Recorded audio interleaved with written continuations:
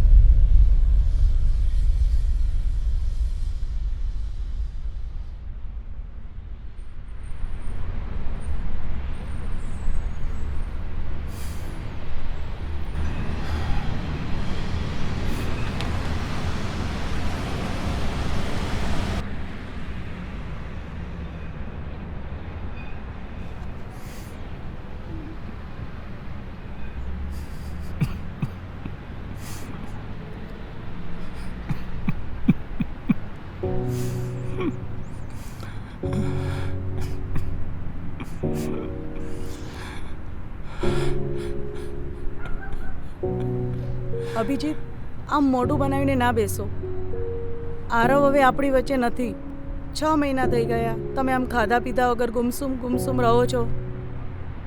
તો દીકરો જવાનું દુઃખ તો મને પણ છે, તમારા જેટલું જ, કદાચ એનાથી પણ વધારે, કેમ કે હું તો માં છું ને. તમે આમ ખાશો પીશો નહીં ને ગુમસુમ ગુમસુમ રહેશો તો બીમાર પડી જશો અને મારે તમારી સેવા કરવી પડશે.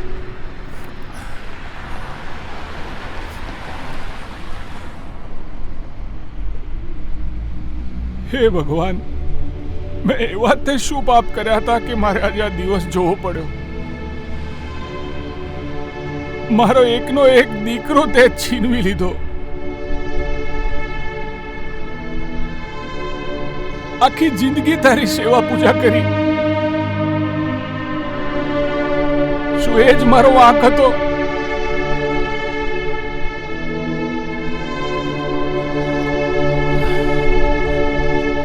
અભિજીત, અભિજીત સાંભળો.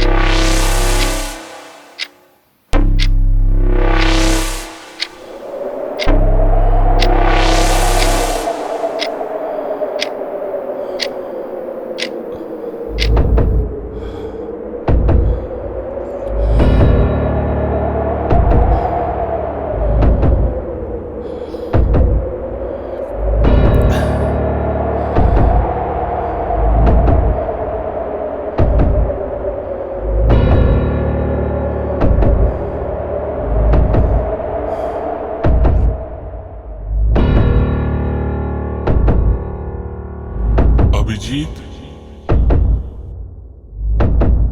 અભિજીત, એ અભિજીત, સાંભળ અભિજીત, એ અભિજીત, હું છું, આ સૃષ્ટિનો સર્જનહાર. શું થયું બોલ? મને કેમ યાદ કરવો પડ્યો?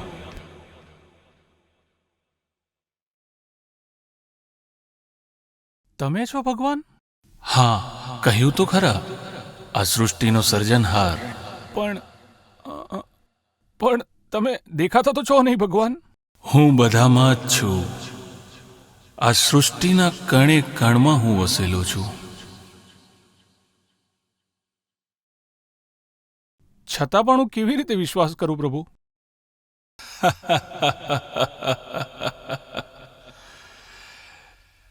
તમે માનવજાત ક્યારેય કોઈનો વિશ્વાસ ના કરો. સારું, આ તારી બનાવેલી જ મૂર્તિમાં જો, હું દેખાઈશ તને. અરે હે મારા ભોળાનાથ, તમે છો? અરે ભગવાન, મને માફ કરો. અરે આખી જિંદગી મેં તમારી સેવા પૂજા કરી અને છતાંય હું તમને ના ઓળખી શક્યો. મને માફ કરી દો પ્રભુ, મને માફ કરી દો. સારું બોલ, શું થયું? ભગવાન, તમે તો સર્વજ્ઞાની છો અને બધી જ વસ્તુઓ જાણો છો,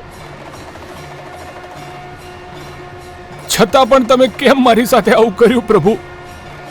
હે પ્રભુ, મને એનો જવાબ આપો. છતાં પણ તમે કેમ મારી સાથે આવું કર્યું પ્રભુ? જો અભિજીત, આ પૃથ્વીમાં જે કંઈ પણ થાય છે તે સારા માટે જ થાય છે. અને હા, દરેક વાહન અકસ્માતથી થતા અકાળ મૃત્યુ માટે દરેક વ્યક્તિ હંમેશા મને જ જવાબદાર ગણે છે અને તમને સર્વેને મારો જ વાંક દેખાય છે. પ્રભુ, હું તમારી વાત સાથે સહમત છું, પણ મારા દીકરાનો આમાં શું વાંક હતો? અભિજીત, તમારી પહેલી ભૂલ કે એકના એક દીકરાને ખૂબ લાડકોડમાં ઉછેર્યો. જે માંગ્યું તે બધું જ આપ્યું. પણ પ્રભુ, એ તો આ સૃષ્ટિ પરના દરેક માતા પિતાઓ તેમના પુત્રો માટે કરતા હોય છે. એમાં અમે શું કંઈ ખોટું કર્યું છે? પણ પરિપક્વતા પહેલા તમે તેને જન્મદિવસે નવું બાઇક તો લાવીને આપ્યું, પણ તમને ખબર છે કે તે એનો કયો જન્મદિવસ હતો? તેનો 14મો જન્મદિવસ હતો પ્રભુ. અને બાઇક ચલાવવા માટેની સાચી ઉંમર છે 18 વર્ષ. તે પણ ડ્રાઇવિંગ લાયસન્સ મળે પછી. આ વાત તમે જાણતા હતા, છતાં તમે એને બાઇક આપ્યું. આ તમારી બીજી ભૂલ. શું તમને ખબર છે કે આ તમારો પુત્ર કેટલી ગતિએ આ વાહન ચલાવતો હતો? ના પ્રભુ, મને આના વિશે કંઈ જ જાણકારી નથી. આ વાત તમે જાણતા હતા, પણ છતાંય તમે અજાણ બન્યા. તમે હંમેશા એ વાતનો ગર્વ લીધો છે. આ તમારી ત્રીજી ભૂલ. અભિજીત, તે ક્યારેય તારા પુત્રને હેલ્મેટ પહેરીને વાહન ચલાવતો જોયો છે?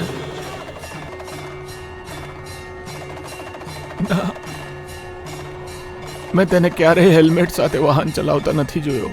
પરંતુ આપે તેને ક્યારેય હેલ્મેટ ના પહેરવા બદલ ટોક્યો નહીં. આ તમારી ચોથી ભૂલ. શું તમારો પુત્ર ચાલુ વાહને મોબાઈલ પર વાતો કરતો હતો? શું તમે આ વાતથી માહિતગાર હતા?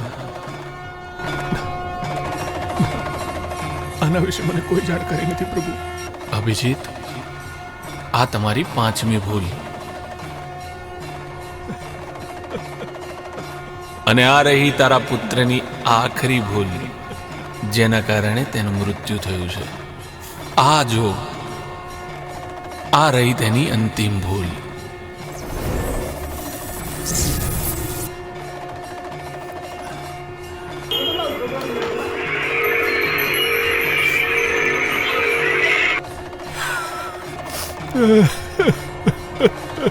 મને માફ કરી દો ભગવાન, મને માફ કરી દો ભગવાન,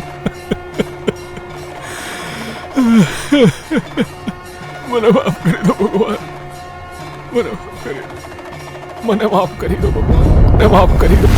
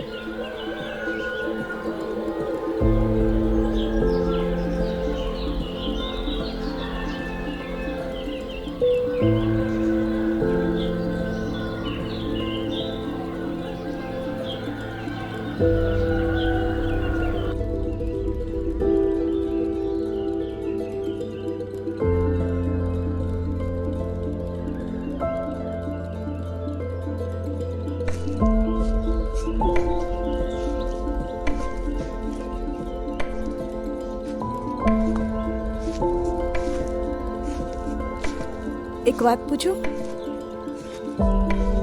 હમ. આજે આટલા ખુશ લાગો છો? બસ આમ જ ખુશ રહેજો. છેલ્લા 6 મહિના પછી આજે તમને ખુશ જોયા છે, પણ આજે એવું શું થયું કે તમે આટલા ખુશ છો? સીમા, જે સવાલ મને પાછલા 6 મહિનાથી સતાવી રહ્યો હતો ને, તેનો જવાબ મને આજે મળી ગયો કે વાંક કોનો.